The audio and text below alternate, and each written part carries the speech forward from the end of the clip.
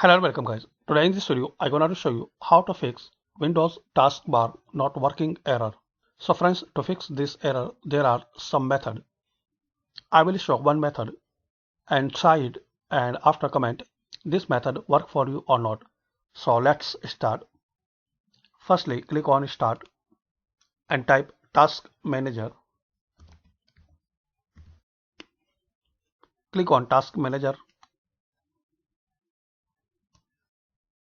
Now click on file. Click on run new task. In here type explorer.exe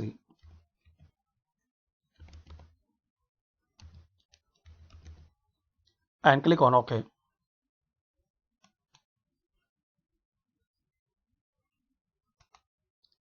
Now close it and restart your PC.